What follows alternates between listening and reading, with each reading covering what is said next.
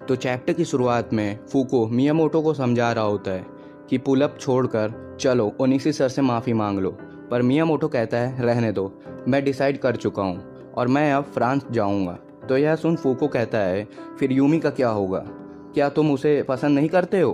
तो यह सुन मियामोटो को गुस्सा आ जाता है और फूको को जोर से एक मुक्का मारता है। फिर अगले सीन में हम यूमी को देखते हैं जो बैठी होती है स्टेशन पे और यह सब देखकर पूरी तरह टूट चुकी होती है। फिर अगले सीन में हम ओनिशी को देखते हैं जो कुरोसावा से मिलने आए होते हैं और कहते हैं मैं चाहता हूं कि तुम आर्टिकल को करेक्ट कर माफ़ी मांग लो, पर कुरोसावा कहता है नहीं, यह सारी गलती तुम्हारी है, उन सभी का तुम पर रिस्पॉन्सिबिलिटी था, पर अगर तुम यह चाहते हो तो ट्राई करके देख लो। पर ओनिशी सेंसेई कहते हैं वे सभी अभी दुखी हैं, क्या तुम इसके लिए नहीं कर सकते हो? तो कुरोसावा कहता है टेंशन मत लो, मैं माफ़ी मांग चुका हूँ। तो यह सुन ओनिशी कहते हैं क्या तुमने मोरी से कांटेक्ट करा है? तो कुरोसावा कहता है ओनिशी मैं तुमसे सच बोलता हूँ कि वो अब तुम्हारे कंट्रोल में से निकल गया है। तो यह सुन ओनिशी कहता है क्या तुमने नहीं देखा उसे माउंटेन पर क्या करा था? तो और यह बोलकर ओनिशी चिल्लाकर कहता है तुम एक फेलियर हो, तो तुम मेरे स्टूडेंट के नज़दीक भी मत आना। और यह कहकर ओनिशी यहाँ से चले जाते हैं और तभी तकाडे का कॉल लगा कहता है कुरोसावा हमें माउंटेन से रिजर्वेशन मिल गया है। तो यह सुन कुरोसावा खुश हो जाता है और कहता है सेंसेई तुम अब बहुत लेट हो चुके हो। फिर सीन चेंज होके मोरी पर आता है जो एक कोने पर बैठा होता है और बस फूको की बातों को ही सोच रहा होता है। फिर मोरी अपने क्लाइंबिंग बैग की तरफ देखता है और कहता है मुझे अब जाना होगा, अब मुझे जल्दी यहाँ से जाना होगा। और फिर हम अगले सीन में देखते हैं कि जहाँ मोरी रिजर्व लॉज में आ जाता है तो रिजर्व से बाहर आकर ओल्ड मैन कहता है क्या तुम क्लाइंबिंग करने आए हो? पर मोरी अपना नाम बता देता है। तो यह सुन ओल्ड मैन कहता है हाँ तुम सही जगह पर आए हो और देखो क्लाउड क्लियर भी हो रहा है और सनलाइट निकलने ही वाली है। और यह सुन मोरी पीछे मुड़कर देखता है और यात्सुगा टाके माउंटेन को देखता है जो बहुत ही ऊंचा विशाल होता है और बादलों से भी ऊंचा होता है। फिर नेक्स्ट चैप्टर में ओल्ड मैन कहता है ये यात्सुगा टाके जगह मेरी फेवरेट थी, इसलिए मैंने यहीं पर रहना शुरू कर दिया और मैं यहीं पर मरना पसंद करूँगा। तो यह सुन मोरी कहता है क्या मैं थोड़ा इस जगह पर वॉक कर आऊँ? तो ओल्ड मैन कहता है ठीक है, पर बैग यहीं रख दो और जल्दी आना, मैं बात तैयार कर रहा हूँ। तो मोरी बैग को रख कर यहाँ से जाने लगता है और फिर मोरी वॉक करने लगता है, पर करते हुए बर्फ़ में फिसल जाता है और गिर जाता है और लेटा हुआ कहता है यहाँ पर कोई भी नहीं है और कोई भी नहीं जानता कि मैं यहाँ पर हूँ। फिर यह कहकर मोरी खड़ा हो जाता है और यात्सुगा टाके को देख रहा होता है और कहता है लगता है यही पाथ है माउंटेन तक जाने का। और फिर मोरी घड़ी को देख कहता है शायद मैं थोड़ी देर के लिए जा सकता हूँ। फिर सीन चेंज होके कुरोसावा पर आता है जो तकाडे से कहता है चाहे वो मॉन्स्टर हो पर वो अभी हाई स्कूल स्टूडेंट ही है। तो यह सुन कुरोसावा कहता है हाँ शायद वो एवलांचो में फंस जाए, पर तकाडे कहता है अभी कोई भी एवलांचे नहीं आ सकता है, पर शायद कल यहाँ पर स्नोफॉल हो गया था। तो यह सुन कुरोसावा यात्सुगा टाके की तरफ देखता है और हैरान हो जाता है। तो तकाडे पूछता है क्या हुआ कुरोसावा? तो कुरोसावा अपने मन में कहता है ये तो मैंने 10 साल पहले अपने सपनों में देखा था, ये क्लाउड तो इस सीज़न में कैसे आ सकता है। फिर सीन चेंज होके मोरी पर आता है जो माउंटेन पर चढ़ना शुरू कर दिया होता है। फिर सीन चेंज होके ओल्ड मैन पर आता है जो बर्फ़ हटा रहा होता है, पर तभी ओल्ड मैन को एक आउल दिख जाता है जो पेड़ पर बैठा होता है। तो यह देख ओल्ड मैन कहता है ये तो गलत संकेत है कि कोई आउल दिन में दिखे, और तभी आउल पेड़ से उड़ जाता है और ओल्ड मैन माउंटेन की तरफ देखता है जो क्लाउड से कवर होता है। और यह देख ओल्ड मैन कहता है ये मैंने तो पहली बार देखा है, वहाँ पर तो स्टॉर्म शुरू होने वाली है। और तभी यहाँ पर कुरोसावा आ जाते हैं और इन्हें देख ओल्ड मैन कहता है तुम्हारा लड़का यहाँ से मॉर्निंग से गया था और अभी तक वापस नहीं आया है और शायद उसने जीन्स भी पहनी है और अगर वो गीला हो जाएगा तो वो तुरंत ही फ्रीज हो जाएगा। तो यह सुन कुरोसावा बहुत ही शॉक हो जाता है और फिर हम मोरी को देखते हैं जो स्टॉर्म में फंस चुका होता है और उसकी हालत ख़राब हो चुकी होती है और मोरी को अब ठंड भी लग रही होती है। फिर नेक्स्ट चैप्टर में हम मोरी को देखते हैं जिसकी हालत ख़राब होती जा रही होती है और यह देख मोरी कहता है ये तो स्लीट है, पर ये इतनी जल्दी कैसे आ गई। पर तभी मोरी के जींस पर बर्फ़ जमने लगती है तो यह देख मोरी हैरान हो जाता है और अपने जींस से बर्फ़ हटाने लगता है, पर इसका कोई भी फ़ायदा नहीं होता है। और यह देख मोरी कहता है मुझे जल्दी नीचे जाना होगा। फिर सीन चेंज होके कुरोसावा पर आता है जो मोरी के बैग को चेक कर कहता है क्या वो बिना बैग के गया है। तो इसके लिए ओल्ड मैन माफ़ी मांगता है और यह कहकर ओल्ड मैन मोरी के पीछे चला जाता है। तो यह सब देख कुरोसावा ओनिशी को कॉल लगाते हुए कहते हैं कोई भी प्रॉब्लम बिना सेक्रीफाइस के नहीं होते हैं ठीक। फिर हम मोरी को देखते हैं जो कहता है ये स्नो तो और भी भारी हो गए हैं, क्या ये मॉइस्चर को एब्जॉर्ब कर रहे हैं, पर मुझे जल्दी शेल्टर ढूंढकर रेस्ट करना होगा। फिर हम ओल्ड मैन को देखते हैं जो मोरी के फुटप्रिंट को पीछा कर माउंट अमीडा के तक आ जाता है और यह देख ओल्ड मैन शॉक हो जाता है और यह देख ओल्ड मैन कहता है तो ये तो बहुत बड़ी प्रॉब्लम है, मुझे जल्दी वापस जाकर हेल्प बुलाना होगा, पर प्लीज़ मोरी रेस्ट मत करना और चलते रहना, और अगर तुम रेस्ट करे तो लाइफ खो दोगे। फिर हम मोरी को देखते हैं जो रॉक के पास बैठकर आराम करने लगता है स्टॉर्म से बचने के लिए। फिर अगले सीन में हम देखते हैं कि यहाँ पर ओनिशी सेंसेई कार से आ चुके होते हैं। तो ओनिशी को देख कुरोसावा तुरंत बाहर आकर कहता है सॉरी, पर आपकी हम सभी को मदद चाहिए। तो यह सुन ओनिशी तुरंत ही कुरोसावा को जोर से एक मुक्का मारता है और चिल्लाता है मैंने बोला था कि तुम मेरे स्टूडेंट से दूर रहना। तो कुरोसावा कहता है इसलिए तो मैंने तुमको पहले बुलाया है, तुम्हें इसके लिए मुझे थैंक्स करना चाहिए। तो ओनिशी कहते हैं जल्दी मदद के लिए सभी को बुलाओ, मैं ये सारी रिस्पॉन्सिबिलिटी अपने ऊपर लेता हूँ। तो ओल्ड मैन कहता है पर अब हमारे पास बिल्कुल समय नहीं है, अगर उसने रेस्ट कर लिया तो जल्दी वो 2 या 3 घंटे में फ्रीज होकर मारा जाएगा। फिर सीन चेंज होके मोरी पर आता है जो कहता है यह जगह तो बहुत ही गर्म है, शायद मैं बच जाऊंगा, अब मुझे ठंड बिल्कुल नहीं लग रही है।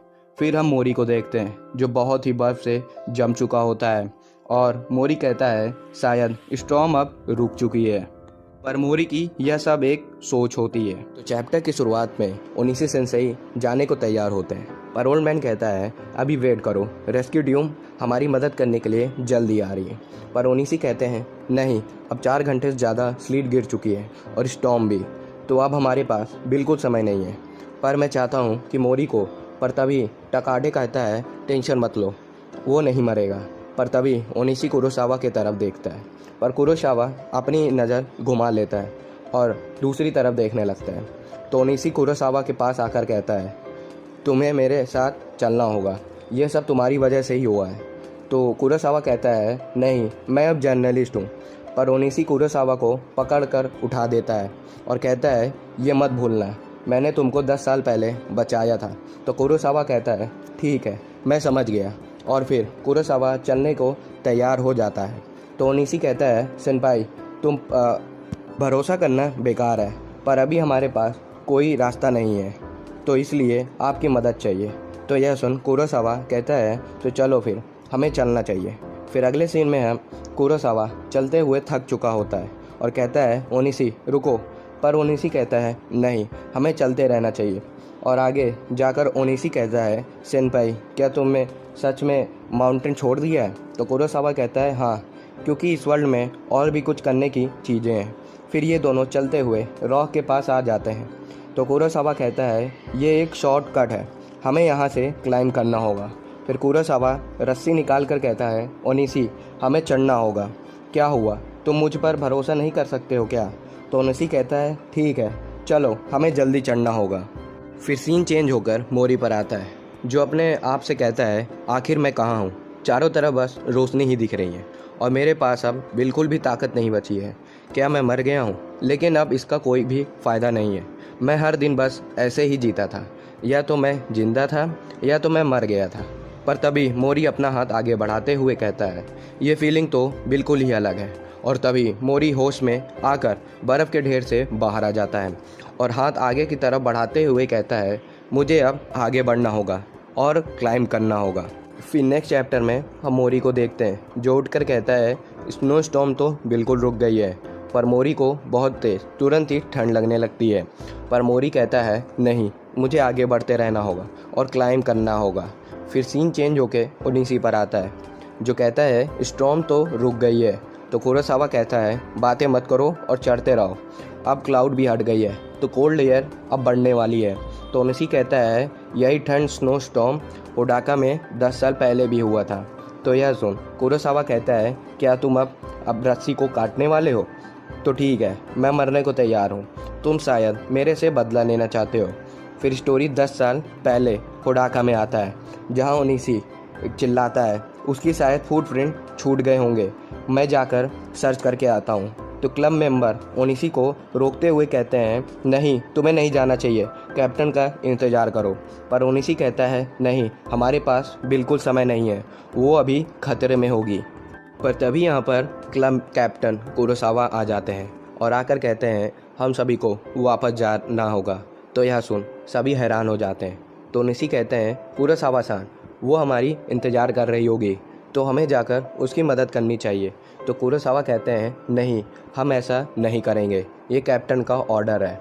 और यह कहकर कुरोसावा ओनिसी को पकड़ कर कहते हैं इस माउंटेन में कमज़ोरों की जगह बिल्कुल नहीं होती, तो अगर तुम्हें किसी की मदद करनी है तो अपनी करो। फिर सभी वापस जाने लगते हैं, पर ओनिसी अपनी रस्सी को काट कर वापस जाने लगता है उसे ढूंढने। तो एक मेंबर कुरोसावा को आवाज़ लगाता है और कुरोसावा देखता है कि ओनिसी गायब हो गया है। और हम ओनिसी को देखते हैं जो कहता है रिको-सान प्लीज़ जिंदा रहना, मुझे तुम्हें कुछ बताना है। फिर स्टोरी प्रेजेंट में आती है जहां ओनिसी कहता है अगर मैंने रस्सी काट दिया तो मैं तुम्हारे जैसा आदमी बन जाऊंगा, पर मोरी मैं तुम्हें कभी भी अकेला नहीं छोड़ूंगा। फिर सीन चेंज होके मोरी पर आता है जो रॉक पर क्लाइंब करे जा रहा होता है और चढ़ते हुए ऊपर आ जाता है जहाँ माउंटेन का रूट 5 किलोमीटर होता है। पर तभी मोरी पीछे मुड़कर देखता है कि मोरी के पीछे पूरा एक टाउन माउंटेन से दिख रहा होता है। पर यह देखकर मोरी कहता है ये तो टाउन है जहाँ बहुत से लोग रहते होंगे। पर मोरी फिर से मुड़कर माउंटेन के रास्ते में जाने लगता है। फिर नेक्स्ट चैप्टर में ओनिसी और कुरोसावा चढ़ते हुए अवलांचे तक पहुंच जाते हैं। तो यह देख ओनिसी कहते हैं कुरोसावा आप पीछे रहिए, मैं इसमें मोरी को ढूंढने जा रहा हूँ।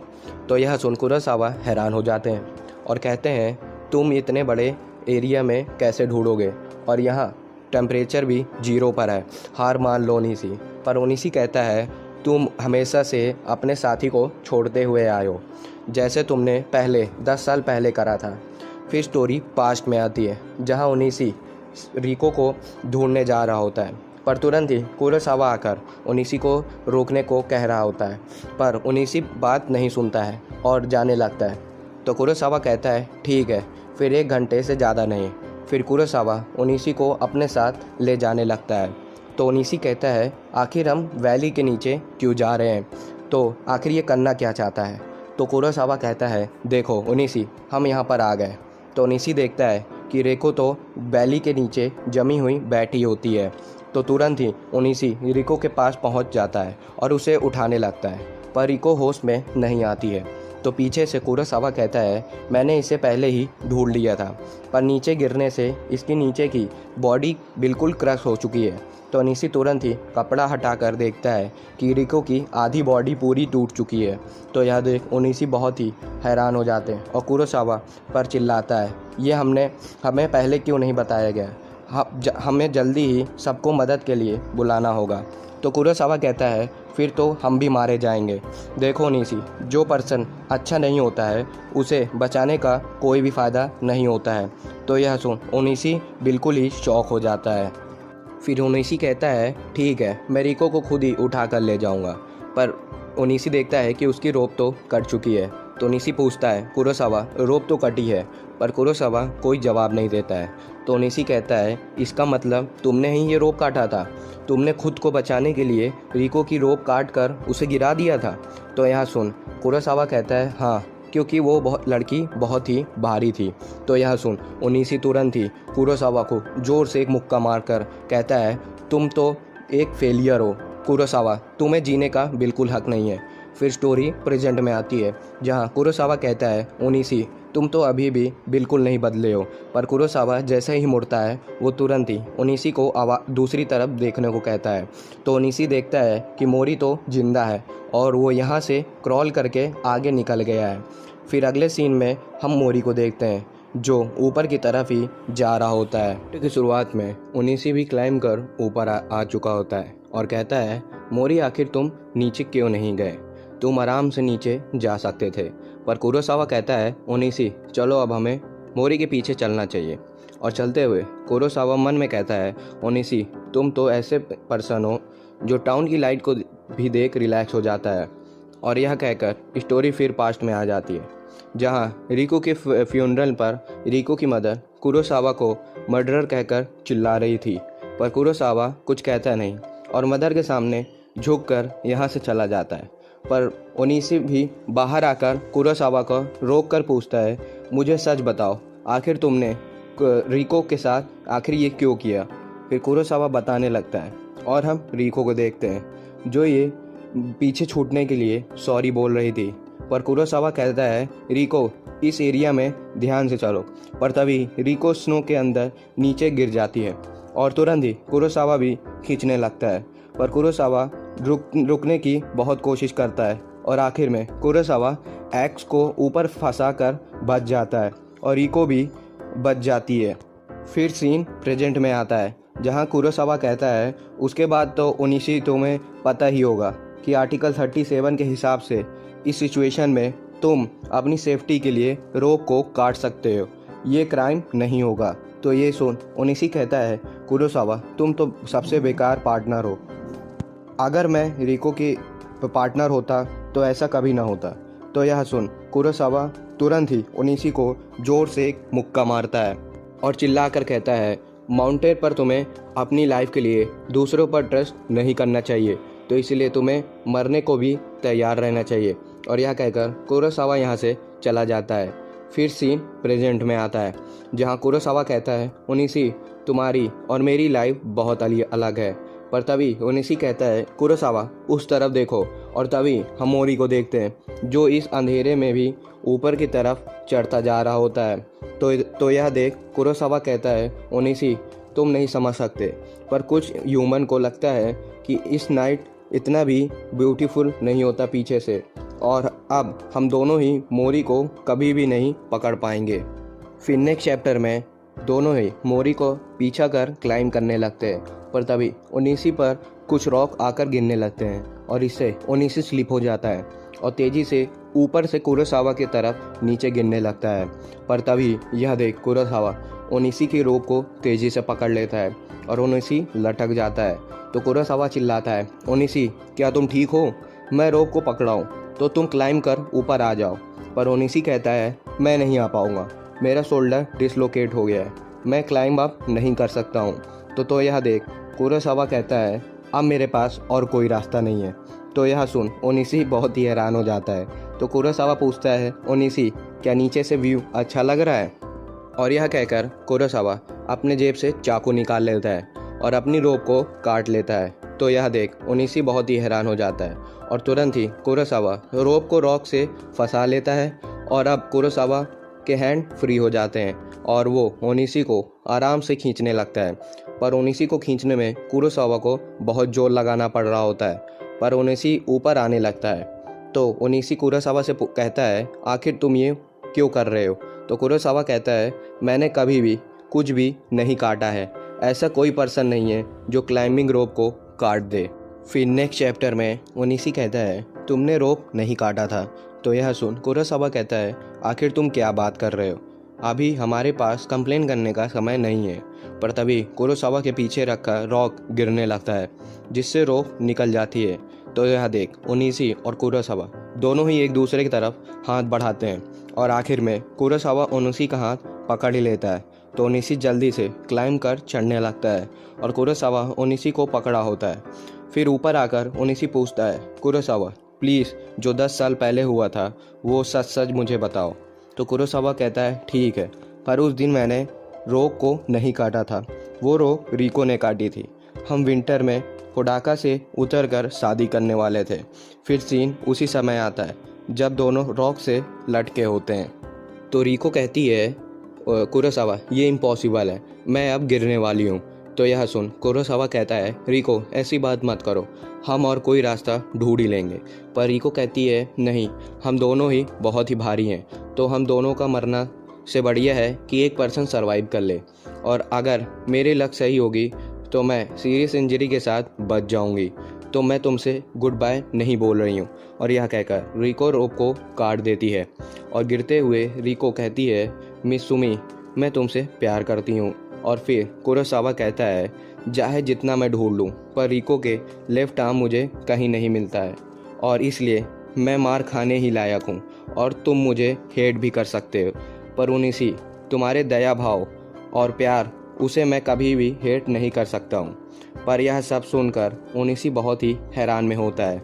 फिर सीन मोरी पर आता है जो रॉक पर क्लाइंब नहीं कर पा रहा होता है और अपने से कहता है मुझे मेरे हैंड पर कोई भी फीलिंग महसूस नहीं हो रही है, आखिर ये मेरे साथ क्या हो रहा है। और हम देखते हैं कि मोरी के सारी फिंगर बहुत ही सूज चुकी होती है। फिर नेक्स्ट चैप्टर में मोरी अपने हाथों को देख हैरान में होता है और अब क्लाइंब भी नहीं कर पा रहा होता है और एक जगह पर खड़ा था। फिर हम ओनिसी को देखते हैं जो आराम से क्लाइंब कर रहा था, पर कुरोसावा चिल्लाता है ओनिसी पीछे मत रहो और जल्दी क्लाइंब करो, ऊपर आओ। पर ओनिसी सोचता है आखिर मैं 10 साल से ही क्या कर रहा था, आखिर मैं क्लाइंब ही क्यों कर रहा था। पर तभी कुरोसावा कहता है ओनिसी देखो मुझे मोरी दिख गया, वो क्लाइंब कर रहा है साउथ रूट से। पर मोरी कुछ नहीं कर रहा था और बस रॉक को पकड़े रुका होता है और मन में कहता है मुझे बहुत ठंड लग रही है, मुझे सोने का मन कर रहा है। और तभी मोरी को शुरू से सारा फ्लैशबैक आने लगता है जब मोरी इस स्कूल में पहली बार इंटर हुआ था और टूर्नामेंट में पार्ट लिया था और अभी तक इतना सब कुछ हुआ है और यही सब मोरी के सोचने लगता है।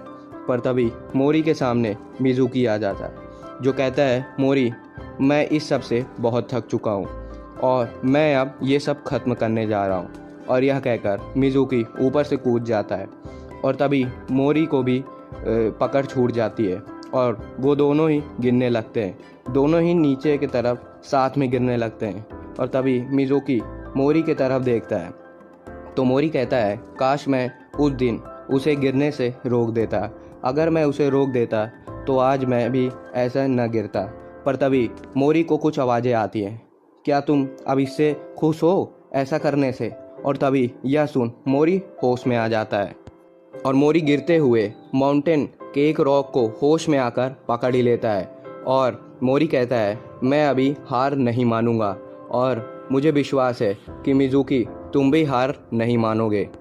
फिर नेक्स्ट चैप्टर में मोरी देखता है कि उसकी मंजिल ज़्यादा दूर नहीं है और कहता है माउंटेन से क्या तुम चाहते हो कि मैं और तुम्हें क्लाइंब करूं। और यह कहकर मोरी रॉक को पकड़कर तेज़ी से क्लाइंब कर रॉक के ऊपर चढ़ जाता है। तो यह देख कुरोसावा कहता है चलो ओनिसी अब हम नज़दीक हैं और वो अभी 5 मीटर से गिरा है तो उसके लिए ये सब खतरनाक हो सकता है, तो क्या तुम तैयार हो ओनिसी। फिर हम मोरी पर आते हैं जो कहता है अगर मेरी फिंगर वर्क नहीं कर रहेगी तो मैं रॉक के होल में ग्रिप बनाकर इसे फॉलो कर सीधे क्लाइंब कर पाऊँगा, तो पीक मेरा इंतज़ार करो, मैं तुम्हारी तरफ आ रहा हूँ। फिर सीन कुरोसावा पर आता है जो कहता है ओनिसी देखो मुझे मोरी दिख गया, वो कैसे चढ़ रहा है जैसे बच्चे क्लाइंब करते हैं। तो यह देख ओनिसी हैरान हो जाता है और कहता है ऐसा वो कैसे कर सकता है, ये तो बहुत ही खतरनाक है। पर तभी ओनिसी को अपनी बात याद आ जाती है जब वो मोरी को बताया था कि अकेले क्लाइंब करना बहुत खतरनाक होता है। पर ओनिसी अब मोरी को देख कहता है पर अब मोरी ने सभी लोगों को पीछे छोड़ माउंटेन को एक्सेप्ट करा है और ऊपर अकेले ही जाना सही समझा। और ये देख अब लगता है कि माउंटेन ने मोरी को एक्सेप्ट कर लिया है। पर तभी ओनिसी का हुक स्लिप हो जाता है और ओनिसी गिरने लगता है। तो ओनिसी कहता है क्या माउंटेन के कहने पर ही मैंने क्लाइंब करा है। और तभी ओनिसी की तरफ तेज़ी से गिरते हुए रॉक आ रहा होता है और ओनिसी को डायरेक्ट सर पे हिट कर नीचे लेकर चला जाता है। और आखिर में ओनिसी गिरते हुए बस यही कहता है माउंटेन क्या मैंने कुछ क्लाइंबिंग करने में गलत कर दी। और तभी मोरी क्लाइम कर आखिर में माउंटेन के पीक पर चढ़ ही जाता है और अपनी मंजिल पा जाता है और उगते हुए नए सूरज को देख रहा होता है। और फिर हम मोरी को चैन की सांस लेते हुए देखते हैं और आखिर में हम लास्ट में देखते हैं कि हेलीकॉप्टर रेस्क्यू करने आ जाता है और हमें बताया जाता है कि इस डिसास्टर में रेस्क्यू टीम ने एक पर्सन को पीक से रेस्क्यू कर लिया है, पर रेस्क्यू टीम में एक पर्सन मदद करने के कारण नीचे गिर गया है और कंडीशन उसकी नाजुक है।